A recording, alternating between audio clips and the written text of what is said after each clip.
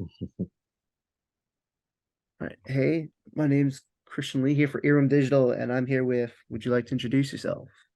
I am McKinley Dixon. McKinley Dixon. And we talked a little bit off camera, but how are you doing today? Doing I'm good? doing pretty good. Yeah, I'm doing pretty good. It's a little holiday today, so I'm just waking up. I went to the gym, knocked that out, and now I'm just watching television while I draw a little Nice. bit. Nice. What were you watching? Jujutsu Kaisen. Oh, dude, dude, that's good. I Crazy. love that. Crazy, right? Crazy. It's so sick. I'm That's so good. rereading the manga and watching the show before season two comes out. Yeah, I'm so Hmm. excited. What do you prefer more? Do you prefer watching the anime or reading the manga? It really depends. I feel like with anime, since I'm an animator myself, anime allows me to get ideas more so than manga. But I mean, there's just something about a good manga, especially with like Jujutsu Kaisen, because there's a lot of newer ones that are not really as good, but the ones that are new and good, like Chainsaw Man, Yeah, Kaizen, sort of even Demon Slayer's most recent arc, I've been really enjoying that. that's good too. Because I think I read somewhere in an interview you were just talking about some of the recent anime, and then I think you did mention Black Clover, and you're like, "Man, this shit's ass," and I'm like, "Oh, that's fair." Dude, honestly, I'm like, it sucks because I'm watching it as like background stuff because it's like I'm gonna eventually get to the cool scenes, but to get to those scenes, I'm on episode like 70 now, and I'm like, God damn, man, I can't even. I gotta do more. I gotta get like 30 more episodes. Like, And so, I've been listening to your music, and I noticed that you've been making music for, I would say, like quite a while now. yeah, a little And bit. I'm wondering too, like, I guess trying to tie this into like, anime and manga and everything. Do you ever view just like all the mixtapes and all the projects that you've had? Do you ever view them like separately, like, oh, this was like my like the self-importance arc, or something like that? Yeah, definitely. I definitely do, especially because a lot of my stuff relies on like time.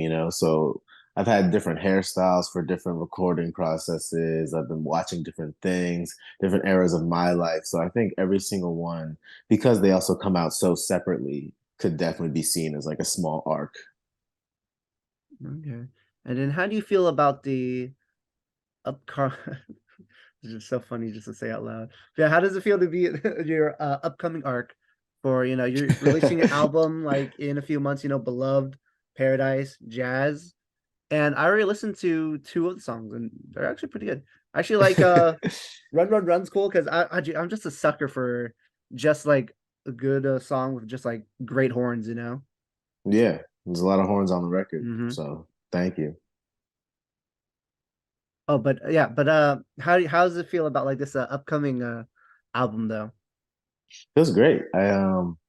I sort of feel really confident in these songs. Like everything was sort of a training arc up until now in a way, because these are like the first songs I released with a label in that sense. The first songs I released made in a studio where I sort of had a deadline. So a lot of individual things came together to make this sort of one big arc. Hmm. And I heard for your last album, For My Mama and Anyone Who Looked Like Her, I think you said yeah you did that album like in the span of a few years, Mhm. and I could tell too like obviously you put a lot of work into it. You collabed with a lot of people as well, but I think you said that one it felt more like all over the place. It wasn't concise as the album you're about to drop soon.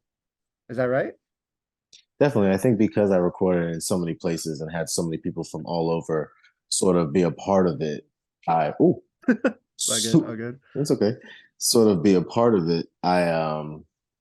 Didn't really I didn't really find a way to make everything cohesive besides the fact that it was done with a bunch of people. There's a lot of other things I could have done sort of on the back end during production, during writing that would have made it more cohesive in a sonic sense, but it really just sounds like it does because of so many people, and that made up for it in a lot of ways. But this one, we had a budget, we had a bunch of people, we had time allotted to it, and we were ready to sort of go and record it within the time that we had.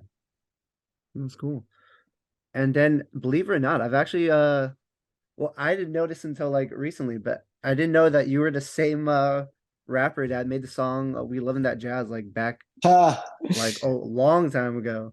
I That's so remember listening funny. that to like in like one of those hip hop spots, like Hip Hop DX or like Hot New Hip Hop or Yes. something. Yes. That's so funny. That So was like 2015. Yeah, it's funny that you mentioned that because nowadays people don't even mention that song unless they were really deep in like that community, especially when it came to like Tumblr and stuff, because that song came out and it was like third page of Reddit when I first released it, and it's such a long way since then, 7 years or so. eight yeah, years now. Yeah. That's so funny. We loving that's that crazy. jazz. Yeah, yeah, Yeah. that's like the Tumblr, early Reddit. That's like those that was like really just like the big like music blog era. Definitely. Definitely. I was really trying to get into that mixtape blog era Hmm. before it kind of sort of was on the out. And yeah, I did notice that too because you did drop a few mixtapes back then, and like I don't know, did you feel like you were trying to get buzz like during that time? Because I know like everyone was like on that piff, and everyone was Mm. like buzzing. Were you just trying to catch on that like wave too? Honestly, I was just trying to release songs. I think that I didn't really see myself. I mean, as much as I did give myself accolades at that time, I didn't really see myself as like, oh, this is something that could be alongside of the people I listen to or have Hmm. peers, you know what I mean? It was mainly just like, I just want to get this song out of there and get over the fact that I've actually never released a full song with instrumentation in this way, you know? Yeah, and I think from like early on too, you've actually like performed and you've performed just always with like a live band, which I think is really Yeah. cool and it's really unique because I know a lot of people are like going on that wave now, but you've been doing it since like day dot, Yeah, yeah, crazy. What definitely. what inspired you to do that though? Because I know it's I mean as great as it is as a set, I bet it is like a little bit like very long and draining just to coordinate everything and just like to get it ready. Definitely. And I mean, it also sort of comes with the respect in hip hop is really interesting when you have a live band, But Yeah. honestly, it was inspired by the fact that I was telling these stories and I was like, what would make these stories sort of pop a little bit more? What if my voice cracked at this part? And what would be better if my voice cracked? It's like, oh, if the horn cracked as well, if there was like a sort of moment where I'm like stuttering, what if I just had the drummer stutter, instead of trying to do that with production, which is possible, but it was a lot more human when I sort of did it and had a band react to what I was doing. Because I would do vocals and then I would have people come in and sort of play what they heard. And if I was like a da da da da da da, then the whole band would sort of be like da da da da da, especially with like Chainsaw Heavy and things like that. That's cool. That's cool. And then I think another thing too that I've noticed that you've done like kind of I guess like you are like in the minority on this one for just like in the hip hop scene in general, in your music and just like outside of it too, you talk a lot about your vocal about, like trans rights and everything. And I Mm. think like for the hip hop community, just like in general, like they're getting there like with like, LGBT rights and everything. But even like, back then you listen to the lyrics and it's just like they're all against it now. Like they're coming a little bit more to it now. But Exactly. Exactly. what Yeah. made you? Because like, what made you like just not afraid just to talk about it like early on, just like to go against like the quota? My friends and the people that raised me sort of I couldn't make any of my music without black queer, black trans folks. So I think a lot of that sort of became like obviously I'm going to make it like this. And obviously I'm going to talk about these people because obviously these people sort of are affected more so than me in ways. I think a lot Yeah. of people within the rap community sort of view themselves as the perfect target when in actuality there are so many more identities that exist, especially within the black community, that are perfect targets. Mm-hmm. And let's talk a little bit about like your peers and everything too, because I've heard I think for you it's been like a wide a range of like shows you played. You've done house shows, you've done like college like festivals and everything. But I think some of my favorite ones that like I've noticed is like you've opened up for like Shabazz Palaces before, and Yeah. I think is it true like you opened up for like a Bernie Sanders like rally or something too? Yeah, that was so funny. That was so funny. It was like So I had no idea that when someone of senator status or higher sort of does an event in the public, they do a bomb sweep where they force everybody to evacuate and they bring in like the SWAT team brings in like dogs and stuff to That's like crazy. sniff the whole like every inch of the place, and then they bring everybody back in and they just sort of stand there and watch. You know, it was really a funny one because I did my song "Circle the Block" and that one was definitely really charged, and I didn't really get too many accolades from the police force, but I wasn't really looking at them. So Okay, and let's I know we've talked about a lot about your early career, but let's start from the beginning. I think I believe your first mixtape was Peter Truman, right? yeah, that was Yeah. wow. That was a long time ago. Yeah, that was the first one.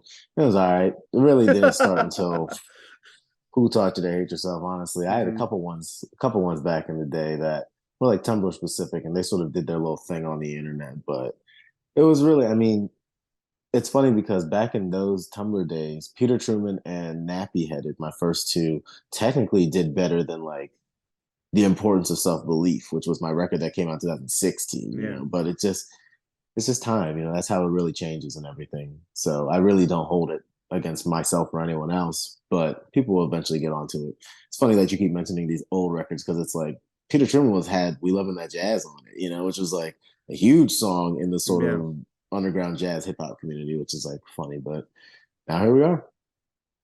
I don't know. Do you feel like your past music, do you feel like it's aged well, or do you feel like it can be timeless? Peter Truman had definitely a lot of flubs on it, so probably not that one. Nappy Headed was a solid little tape. I will say that was a fun little tape. uh, I think that one aged pretty well.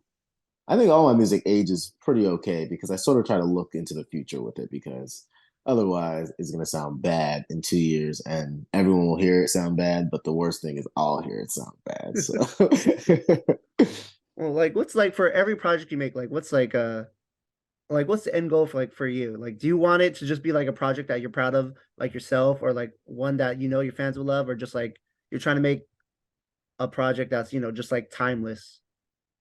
I'm trying to make something timeless. Well, I mean, first thing, it's all for me. You know, all Yeah. of this is like me processing, and instead of me trying, like drawing doesn't move fast enough for my brain mentally. So poetry and rap is sort of the alternative, you know, and it's like making songs.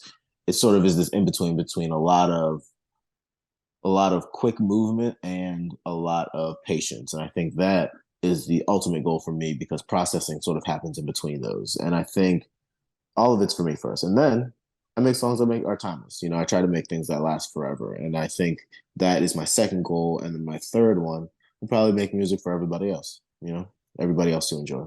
I like that. I like Thanks. that. I like your drawing. So let's go back to that a little bit quick too. How did you get in the drawing? I always just drew. I always loved drawing like Pokemon in like when I was like a baby. I thought they were so cool. Pokemon were so cool. I was like, there's only 150 of them. That's crazy. There's 150 of these motherfuckers right here. Yeah. You know, I was like, what if I made 152? You know, it's just like stupid stuff. But now I sort of, as I got older, was like, drawing is very general and very hard and doesn't make that much sense on a piece of paper. So what if I tried something like animation where it's like moves a little bit faster for what I envision? You Hmm. know, I can create worlds quicker with animation, even though it's such a long, drawn out thing. You know, and I think that is where it came from. Was also watching a lot of like anime growing up. You know, I really loved watching cartoons. I really loved sort of experiencing different worlds so quickly within the span of like 30 minutes and then waiting to see what the next thing they do is. And I think that also sort of goes into my music as well. Yeah. And I know, you have your hands busy with music, but I'm wondering, with your animation, have you ever thought like similar to, I guess, the only one I can think off the top of my head is the lead singer from Vampire Weekend. He was involved in anime for Netflix, which was it was okay. But Yeah, Neo Yokio. yeah, Yeah, Neo that's funny. Yokio. But have you ever thought about like having like more like input, like creating your own like, like anime, or like making a comic book yourself? Because I know, you're a fan of manga, and I think you're a fan of like American comic books too. Yeah, I definitely am sort of working on my own little project. It's just in between touring and then actually the act of doing it just takes so long. You know, like Yeah. I'm doing it right now. Like I'm working on this like 35-second scene right now, and it's just like I've been doing it for the last 3 weeks, you know, and I've Yeah, it only takes done like time. one character. Yeah, it's not even like, and I still am only at like second 16, so it takes a long time. I'm working on figuring out how to do Mhm. that, but I Are you also doing like this having like the all hand downtime. drawn too? Yeah, yeah, Oh, it's all okay. frame by frame. Yeah, Yeah, that does take a long yeah, time then. yeah. Well, I don't want to get on this too long, but like, have you ever thought about doing like, just like stuff just like on Blender, like more like on like the computer side too? Yeah, so the backgrounds are done on Blender, funny enough, Oh, okay. because it's so easy to make them Yeah. like storyboard and do the Blender 3D. You know, it's like really this sort of all-encompassing tool that's really great for backgrounds. But when it comes to drawing characters and stuff, I'm not really a 3D guy, Hmm. and 2D is just makes more sense. It makes more sense to me. You Yeah. know, rigging is also kind of hard. I haven't gotten into rigging yet, but Rigging maybe is one day. pretty tough. Rigging is stuff. I mean, especially because like rigging stuff, like Hilda is rigging, and it's like the movement in that is just honestly incredible how they just got all that to work. Yeah. And I remember another sidetrack too. Let's talk about like, like early on, because I know you said you're like a big fan of like Naruto and like what Linkin Park like songs and everything. I remember Yeah. like early YouTube, I would watch like Naruto AMVs and have like on the background it'd be like a Linkin Park song or like Numb The and everything. I best. I learned like all these hardcore like and like these Exactly. punk songs just from like Naruto AMVs. I'm like, this is crazy.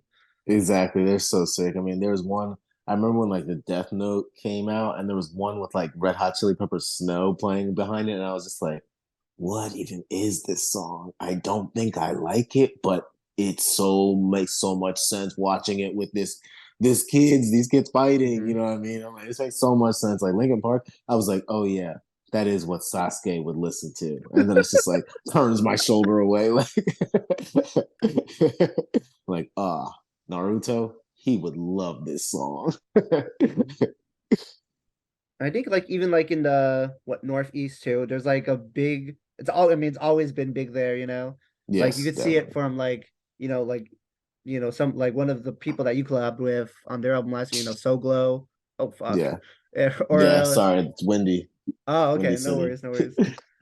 Yeah, like So Glow, or even like I know like one of the bands that like came up like from the area, like similar, like in Maryland too, like that I think they just blew up kind of like recently. It was like Turnstile. Like Oh everyone, yeah, yeah. Like that music's yeah. always been popular then. Have you ever thought about doing more music like similar to that before, or always just stick to like the jazz, like rap type? Yeah. I mean, music like that or sort of comes from, not from, but is in the same vein as rap. And it's definitely one of those things where it's so hard. You know, rap is so Yeah. hard. Punk is really hard. It's like vocally, lyrically, it's not the hardest, but vocally and sonically, it's like, where do you even begin? You know, and I don't really have a background in classical trained music, and you would think punk also does not have that background, but it actually does a little bit more than people want to give it credit for. You know, a lot of Hmm. people in punk are actually pretty well to do. So I never learned how to play the piano growing up. So All good, all good. Well, thanks for taking time to, just thank sit you, down and do Christian. the interview. It's been a Yeah, of pleasure, a course. lot of fun. It's cool talking to. This might be the first interview I've done where I've talked to someone about anime, so that's cool. Very That's so sick. funny. It was People funny. just don't want to talk about it. People I just don't. know. I mean, people love it. You know what I mean? I just feel like people are like, Yeah, it's still a little weird. I'm like, no, dude, I'm watching Jujutsu Kaisen and reading the manga at the same time. Like, yeah, it's shit is a sick. banger. It is a banger. But before we, I stop the recording and everything, let's end the interview just talking more about, beloved Paradise Jazz.